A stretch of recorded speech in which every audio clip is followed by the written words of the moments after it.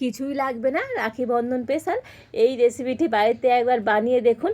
মন পাগল করা এই রেসিপিটি একবার বানিয়ে খেলে স্বাদ সারা জীবন মুখে লেগে থাকবে। খেতে হবে অমৃত সমান, মুখে দেওয়ার সাথে সাথেই তো মিলিয়ে যাবে। আর যাকে বানিয়ে খাওয়াবেন প্রশংসা না করে থাকতেই পারবে না। নমস্কার বন্ধুরা, রূপার রন্ধনশালায় আপনাদের সকলকে অনেক অনেক স্বাগত জানাই। তো চলে এসেছি আজকের আবারও একটা নতুন রেসিপি নিয়ে। তো আজকের আমি সাধারণ কয়েকটা উপকরণ দিয়ে একটা অসাধারণ রেসিপি শেয়ার করব। রেসিপিটা বানানো খুবই সহজ আর কেমন তাড়াতাড়ি বানানো হয়ে যায়। এক টুকরো মুখে দিলেই তো মন প্রাণ কিন্তু জুড়িয়ে যাবে। তো আপনারা সঙ্গে থাকুন আর প্রথম থেকে শেষ পর্যন্ত পুরো রেসিপিটা দেখতে থাকুন। আশা করি আজকের রেসিপিটা আপনাদের অনেক ভালো লাগবে। তবে চলুন দেরি না করে শুরু করে দিই আজকের রেসিপিটা। তো দেখুন, আজকের রেসিপির জন্য আমি এখানে কয়েকটা স্লাইস করা পাউরুটি নিয়ে নিয়েছি। তো আজকের রেসিপির জন্য তো এরকম একটু স্লাইস করা পাউরুটি হলেই ভালো হয়। আর এই পাউরুটিগুলোকে এবারে কেটে নেব। তার জন্য এখানে আমি একটা বেলন চাকি নিয়ে নিয়েছি, আর এখানে একটা রুটি নিয়ে নিলাম। আর রুটির এই যে চার সাইডে লাল অংশ, এটাকে কেটে বাদ দিয়ে দিতে হবে।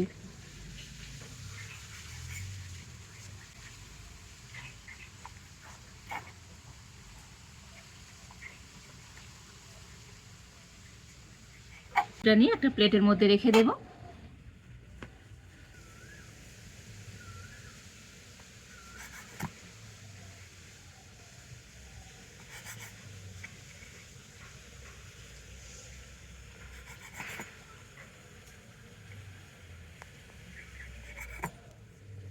আর এই একইভাবে করে তো প্রত্যেকটা পাউরুটির এই সাইডগুলো কেটে বাদ দিয়ে দেব।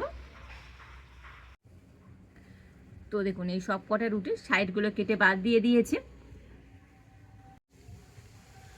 তো আবারও আমি রুটিগুলো নিয়ে নেব। তো এখানে আমি 2 পিস রুটি নিয়ে নিয়েছি, আর এই রুটিগুলোকে কিন্তু আবারও আমি কেটে নেব। প্রথমে আমি মাঝখান দিয়ে এইভাবে একটা কেটে নিচ্ছি, মানে এক একটা রুটিকে আমি 4 টুকরো করে কেটে নেব।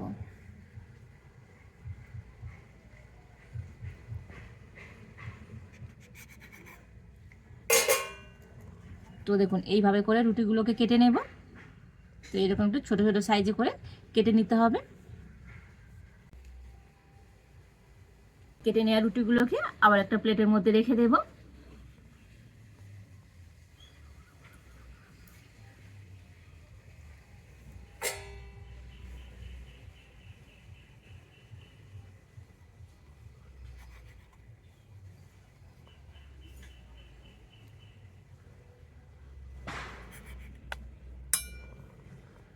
তো একইভাবে করে সব কটা রুটি আমি এরকম ছোটো ছোটো টুকরো করে কেটে নেব।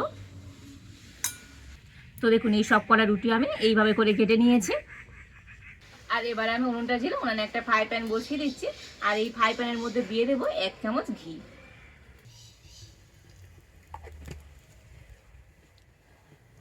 তো ঘিটাকে আমি ফ্রাই প্যানের চারিধারে একটু ভালো করে এইভাবে ছড়িয়ে দেব।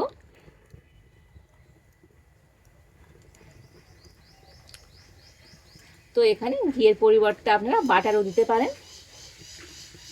আর এবারে আমি একটা করে পাউরুটি নিয়ে আর এই ফ্রাই প্যানের মধ্যে দিয়ে দেব।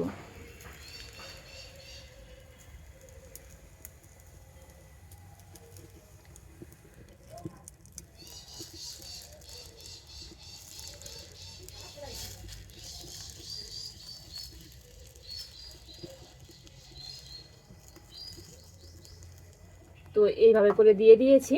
তো ঘিয়ের সাথে পাউরুটিগুলোকে একটুখানি করে ভেজে নিতে হবে। তো একেবারে হালকা জাল দিয়ে তো ভাজতে হবে, তা না হলে পাউরুটিগুলো কিন্তু পুড়ে যাবে। তো এক সাইড যখন একটু লাল হয়ে যাবে, তো আর এক সাইড এইভাবে উল্টে দেব।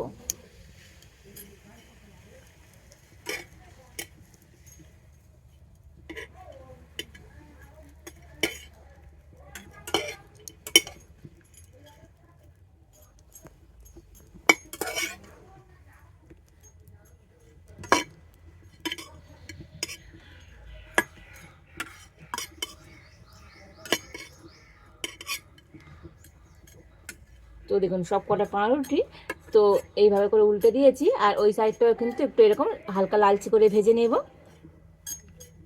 তো দেখুন, পাউরুটিগুলোকে তো এইভাবে একটু মুচমুচে করে ভেজে নিতে হবে। খুব একেবারে লাল করা যাবে না, হালকা একটু লালচে হবে। তো সেইভাবে করে মুচমুচে করে ভেজে নিতে হবে। তো দেখুন, একেবারে পাউরুটিগুলো কিন্তু মুচমুচ করছে। আর এবার আমি এই ভেজে নেওয়া পাউরুটিগুলো নামিয়ে নেব।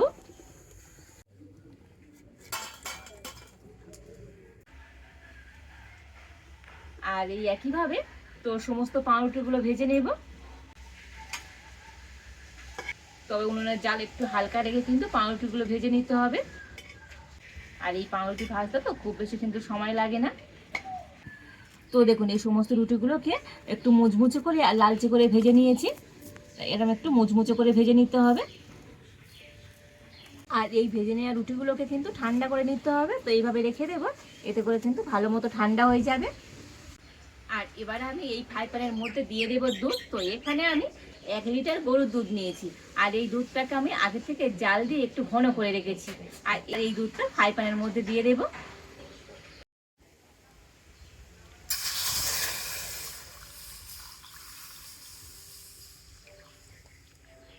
আর দেখুন বাটির মধ্যে তো শর্টটা কিন্তু রয়ে গিয়েছে, যেহেতু আগে থেকে আমি জাল দিয়ে নিয়েছিলাম। তো দেখুন শর্টটাও দিয়ে দিলাম। তো বাটির সাইডে সরগুলো কিন্তু জমে গিয়েছিল, তো এইভাবে খুন্তি করে নিয়ে দিয়ে দিচ্ছি।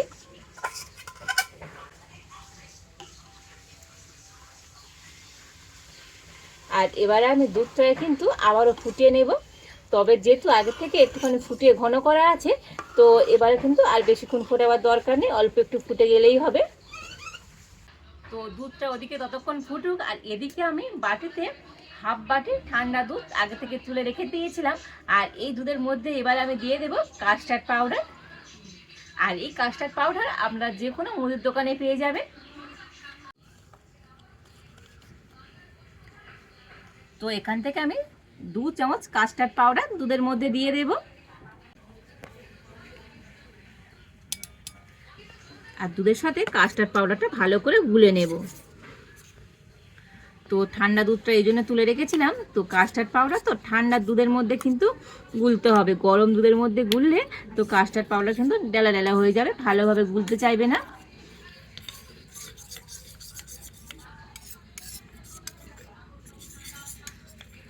তো দেখুন সুন্দর করে আমি দুধের সাথে কাস্টার্ড পাউডারটা গুলে নিয়েছি। আর এদিকে আমি দুধটাকে কিন্তু বেশ কিছুক্ষণ ফুটিয়ে নিয়েছি। তো দুধটাকে কিন্তু একটু ফুটিয়ে ঘন করে নিতে হবে, তবেই কিন্তু আজকের এই রেসিপিটা খেতে অনেক সুন্দর লাগবে। তো দেখুন দুধটা তো ফুটিয়ে আগের থেকে কিন্তু অনেকটাই ঘন করে নিয়েছি। আর এবারে আমি এই দুধের মধ্যে দিয়ে দেব মিছরি। তো এখানে আমি একটা বাটি মাপ করে হাফ বাটি মিছরি নিয়ে নিয়েছি। তো এটা কাটিং মিছরি। তো আপনারা মিছরির পরিবর্তে এখানে চিনি দিতে পারেন। তো মিছরিটা দিয়ে আবারও একটু কিন্তু ভালো করে মিশিয়ে নেব।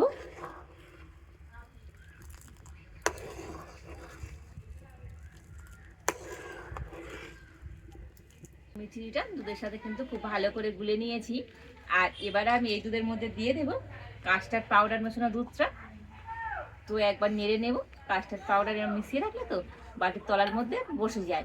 তো একটুখানি নেড়ে আর এই দুধটাকে আমি দুধের মধ্যে দিয়ে দেব।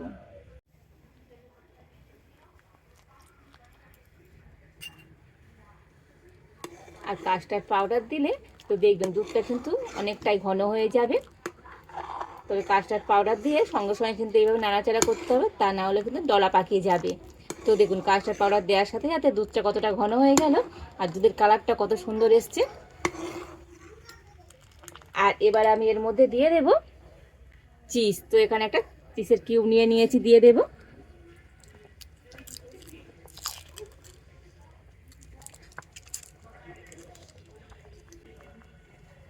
তো একটুখানি চিজ দিলে তো এটা কিন্তু খেতে আরও সুন্দর লাগবে, একটু চিচি চিচি ভাব হবে, খেতে কিন্তু অসাধারণ সুন্দর হয়। তো চিজটা দিয়েও কিন্তু আবারও খুব ভালো করে মিশিয়ে নেব।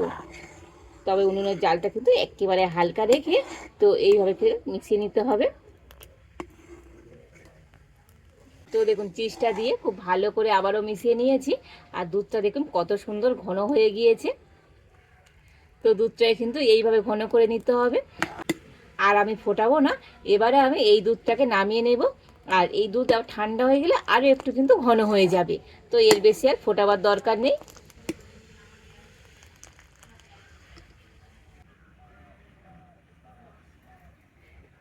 তো এই দুধের মালাইটা নামিয়ে নিয়েছি, আর এবার আমি এরকম নাড়াচাড়া করে এই মালাইটাকে ঠান্ডা করে নেব।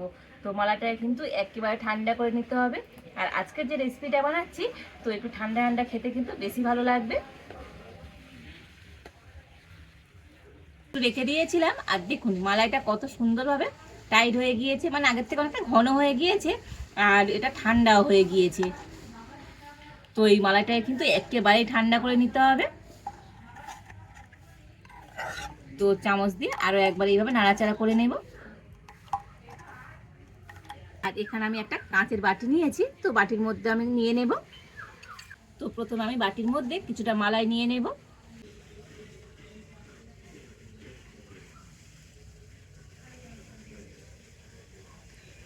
আর এবার আমি কয়েক পিস পাউরুটি নিয়ে এই মালাইয়ের মধ্যে দিয়ে দেব।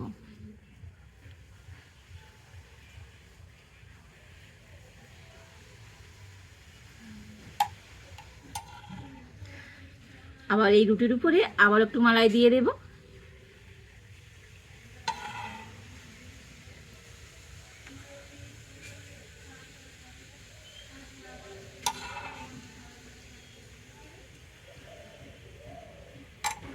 তো আবার আমি কয়েকটা রুটি দিয়ে দেব।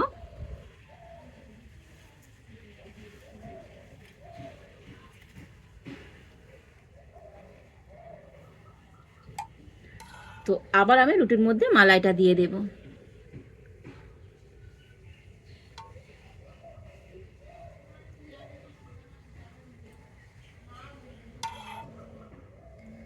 তো এইভাবে করে করে তো রুটিগুলোকে সুন্দর করে গুছিয়ে গুছিয়ে নিয়ে নেব।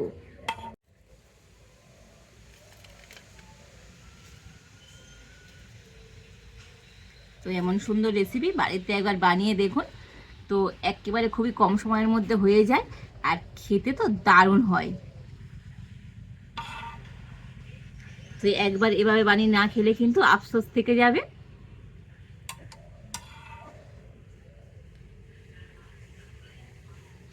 তো দেখুন মালাইটা দিয়ে সুন্দর করে কিন্তু সাজিয়ে নিয়েছি, আর উপর দিয়ে একটুখানি এবারে বাদাম কুচি দিয়ে দেব। তো পেস্তা বাদাম আর আলমন্ড বাদাম কুচি করে কেটে নিয়েছি, দিয়ে দেব। এতে করে আরো দেখতে সুন্দর লাগবে।